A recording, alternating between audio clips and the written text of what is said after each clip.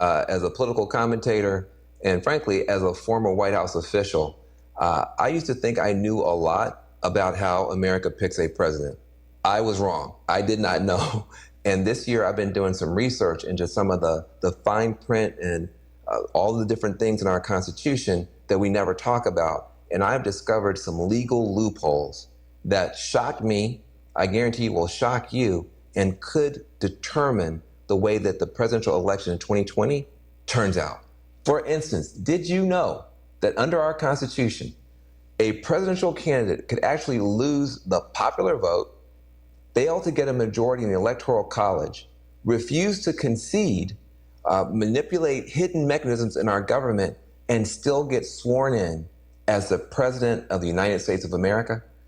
That's a true fact. I know it sounds like some crazy House of Cards episode, and I wish it was, because then we could just change the channel, but I just described to you a real world, real life possibility that could occur this year, the year I'm talking, in 2020, or in some other year if we don't fix some of these glitches in our system.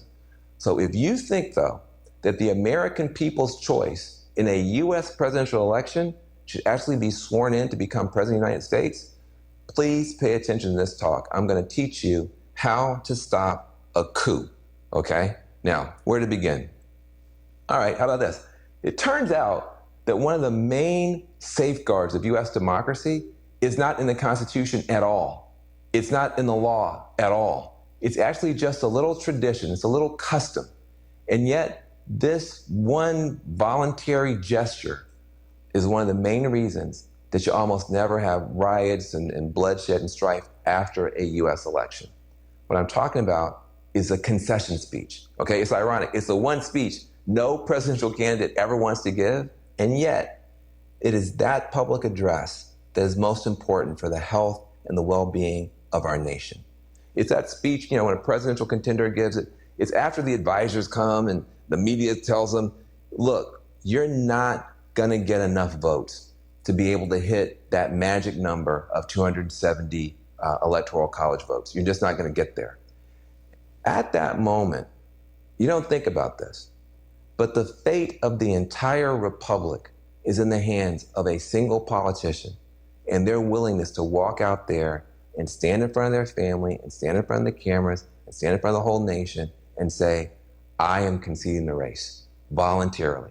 Thank you to my supporters. The other person has won now. Congratulations to them. Let's unite behind them. Let's move on. Let's be one country. God bless America. You've seen it 1,000 times. Make no mistake. This is a remarkable tradition in our country because at that moment, that candidate still has at her command a nationwide army of campaign activists, of diehard partisans, tens of thousands of people. They could just as easily take up arms, take to the streets, they could do whatever they want to. But that concession speech instantly demobilizes all of them. It says, hey, guys, stand down. Folks, it's over. Moreover, that concession speech helps the tens of millions of people who voted for that person to accept the outcome. Acknowledge the winner, however begrudgingly, and then just get up the next morning, go to work, go to school, maybe disappointed, but not disloyal to America's government. And even more importantly, that concession speech has a technical function in that it kind of allows all the other steps that our Constitution requires after the voting. And there are a bunch of steps, like you got the Electoral College that's got to meet, you've got Congress has got to ratify this thing, you got inauguration to be had. All that stuff can just move ahead on automatic pilot because after the concession speech, every subsequent step to either reinstate the president or elevate a new president just happens on a rubber stamp basis. The Constitution requires it, but it's a rubber stamp. But we sometimes forget, candidates do not have to concede. There's nothing that makes them concede. It's just a norm in a year in which nothing is normal. So what if a losing candidate simply refused to concede? What if there is no concession speech? Well, what could happen might terrify you. I think it should. First, to give you the background, let's make sure we're all on the same page here. Let me give you this analogy. Think about a presidential election as a baseball game. At the end of the ninth inning, whoever is ahead wins, whoever's behind loses. That's baseball. But could you imagine a different world in which in baseball, there were actually 13 innings or 14 innings, not just 9. But we just had a weird tradition. If you're behind in the 9th inning, you just come out and concede, all right? So all those other innings don't matter. That's really how the presidential elections work in America, because the Constitution actually spells out 2 different sets of innings. You got the popular election process that everybody pays attention to, and then you've got the elite selection process that everybody essentially ignores. But in a close election, if nobody concedes, the second invisible process, these extra innings, if you will, they actually matter a whole lot. Let me explain. That first set of innings, popular election, it's what you think about when you think about the presidential election. It's the primaries, the caucuses, the debates, the conventions, it's election night, it's all that stuff. Most of the time, the loser on election night at that point just concedes. Why? The American people have spoken, all of that. But according to the Constitution, the game is technically not over.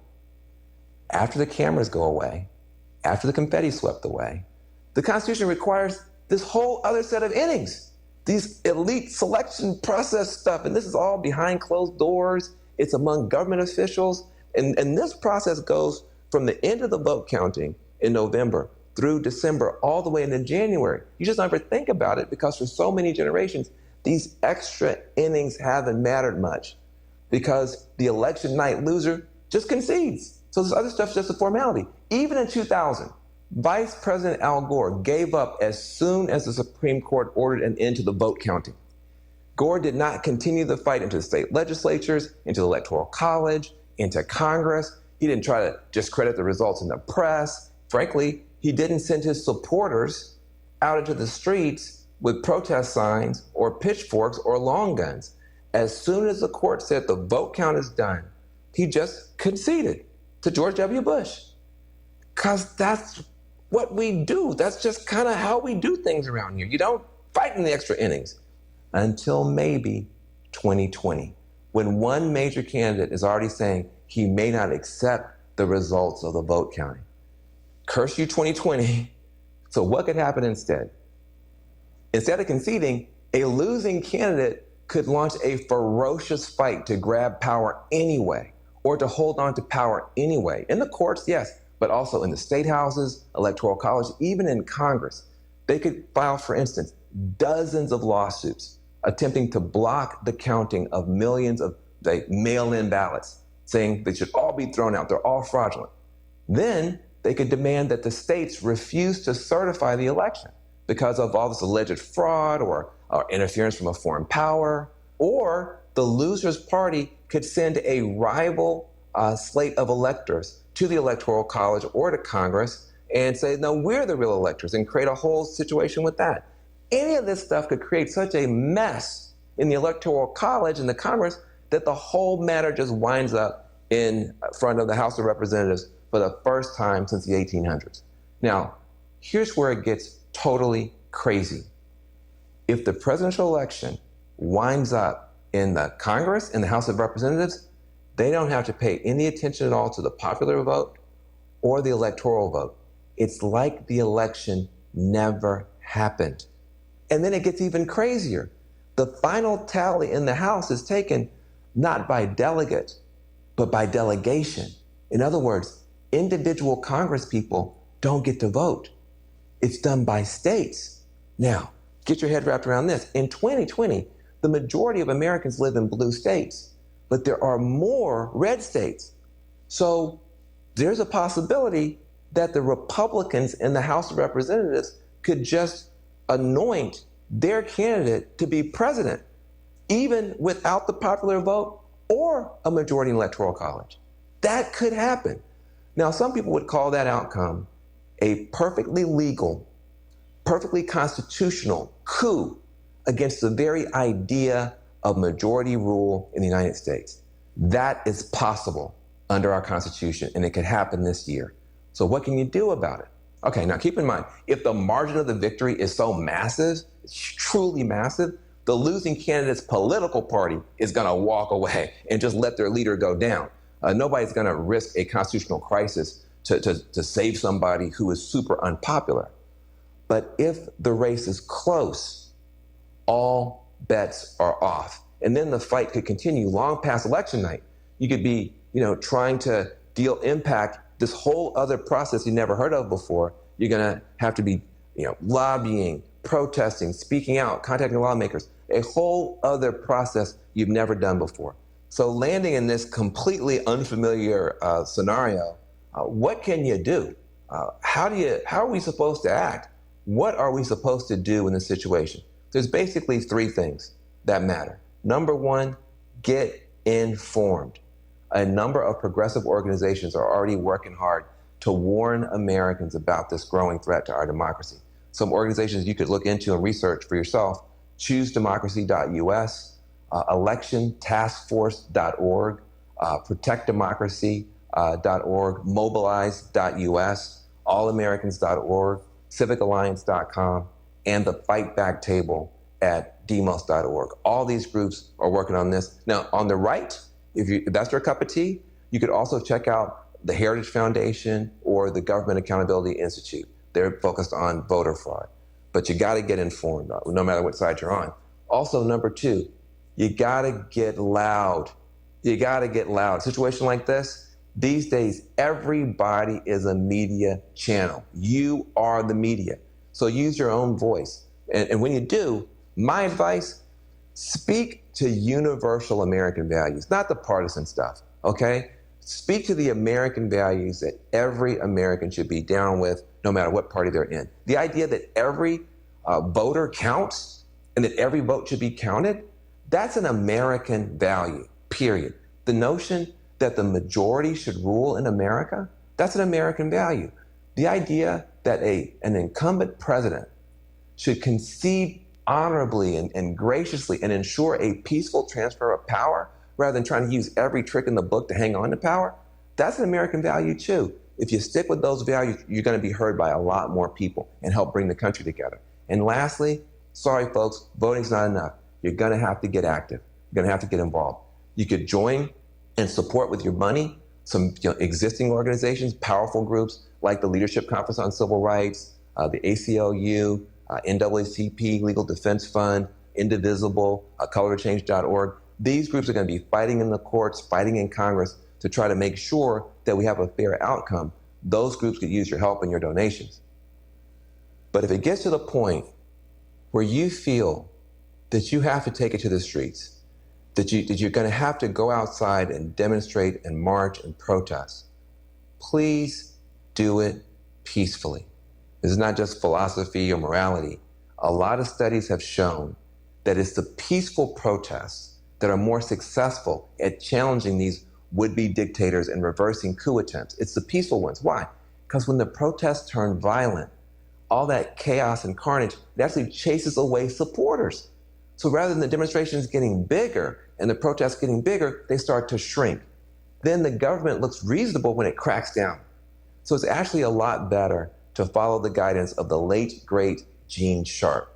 Now, he has written beautifully and well about how strategically you can roll back a coup just using very smart, very disciplined, very nonviolent protests. And a lot of his best ideas and people who've been influenced by that are available in something called a new guidebook called Hold the Line. You can look it up. It's called Hold the Line, the Guide to Defending Democracy. You can get that at holdthelineguide.com. And that can give you a real good framework to move forward in a smart, peaceful way if you feel that you've got to take it to the streets. Now, look, I know all this stuff is overwhelming, and I got to admit, some of these steps may not be enough. A truly rogue president could call on, private armed militia to try to intimidate lawmakers into keeping him or her in power. Or they could just abuse their emergency powers and try to stay in office indefinitely. So, we've got some real problems with our system. The best way to stop a coup is to update and strengthen our democratic system as soon as this election is over. Maybe we need to rethink, reimagine, or just get rid of this whole electoral college extra innings thing in the first place. I know for sure we've got to do a better job of protecting voter rights, of prosecuting voter intimidation, and also making sure we got the technology that nobody needs to be afraid of voter fraud. These are the steps that we're going to have to take to make sure that we have a democracy and the democracy endures. Because never forget this. In the long sweep of human history, a democratic republic is the rarest form of government on earth. Democracies are fragile. Democracies can fail. And what citizens do or fail to do in a moment of crisis can determine the final fate of government of, by, and for the people. So let's do our best, vote, but this time we got to stay vigilant and active. Even after the ballots have been counted, we got to stay active all the way through to Inauguration Day. But I want to say to you, I will support the winner of a free and fair election, no matter which candidate wins.